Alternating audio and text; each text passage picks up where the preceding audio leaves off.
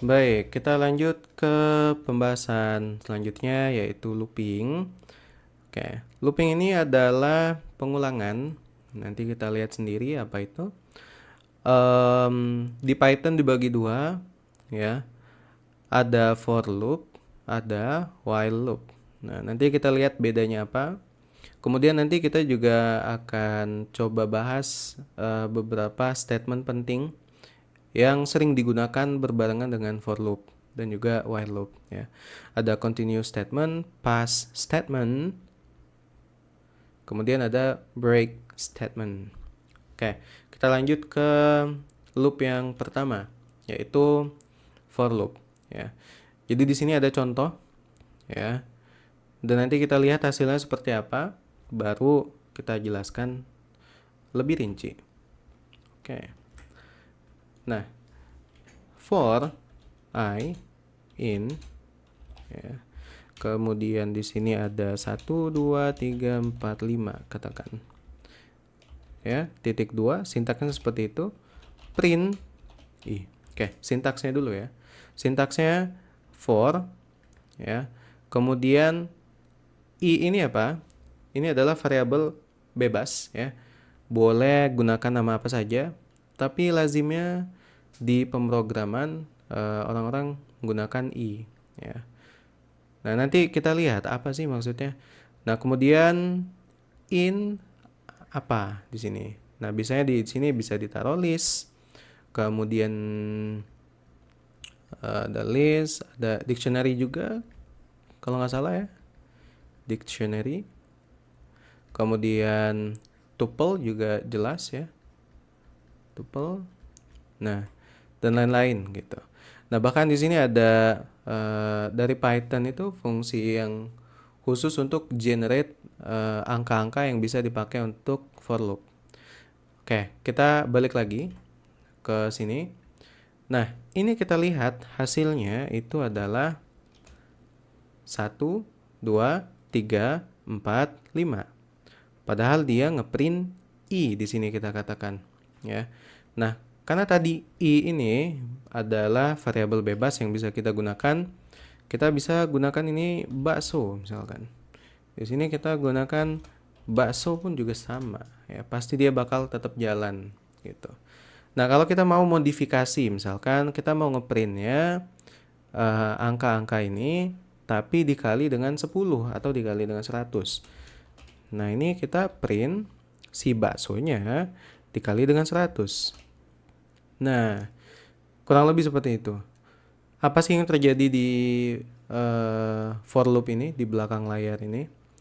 Jadi, ketika kita punya for, ya, suatu variabel, nah, in katakanlah sama ya, 1 2 3. 1 2 3 aja. Titik 2. Nah, maka di for loop ini akan mengulangi print ini sebanyak berapa elemen yang ada di sini.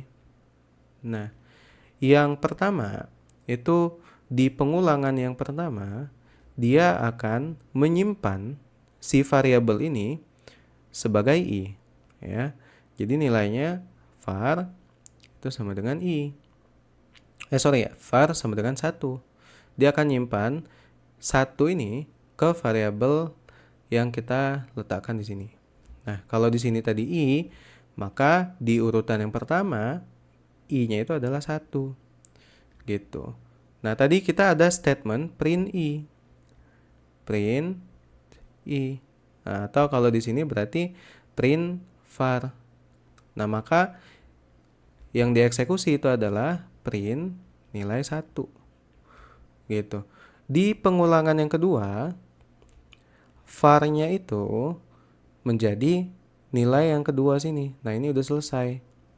Gitu. Var-nya jadi 2, kemudian dia bakal ngeprint, ya, statement yang dia menjalankan statement yang kita tulis di dalam for loop ini. Nah, di sini juga ada indentasi, ya.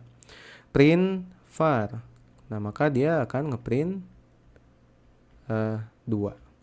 Dan seterusnya, yang ketiga pun juga sama, print 3. Gitu.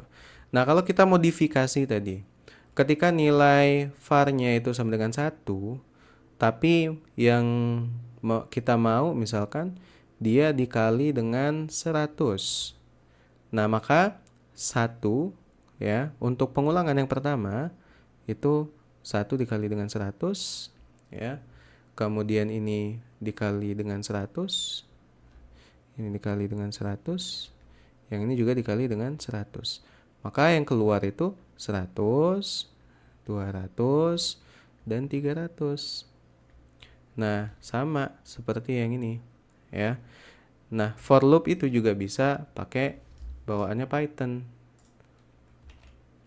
Nih, for misalkan nasi goreng in range.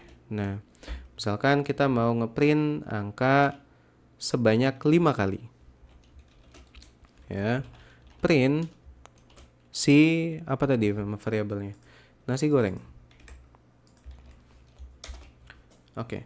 0, 1, 2, 3, 4. Nah, jadi untuk penggunaan range itu dia mulai dari angka 0 dan dia berhenti sebelum 5. Jadi angka 5-nya itu eksklusif. Maksudnya tidak dimasukkan ke dalam for loop-nya, tidak dimasukkan dalam range-nya, eksklusif. Ya. 0, 1, 2, 3, 4. Nah, ini kan ada 5 angka yang di print gitu. Nah, kemudian ini bisa dimodifikasi. Ya.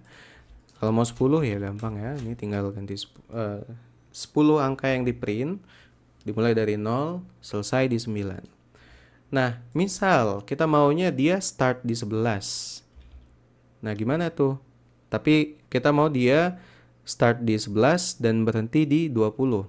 Berarti di sini kita bisa gunakan format ini ya. Sintaksnya mulainya di 11, berhentinya sama kayak tadi. Berhentinya sebelum angka 21. 21-nya eksklusif. Berarti 11, 12, bla bla bla sampai 20. Begitu seterusnya. Nah, ini perlu kita pahami juga bahwasanya ketika kita menggunakan for loop biasa, saya gunakan I lagi, I in range of 5 ya, maka dia akan ngeprint angka eksekusi sebanyak 5 kali ya. Dia akan mengeksekusi sebanyak 5 kali. Nah, jadi apapun yang kita letakkan di sini, misalkan print saya kasep. Nah, dia akan ngeprint sebanyak 5 kali gitu. Nah, begitupun dengan yang ini ya. Print saya kasep, saya copy.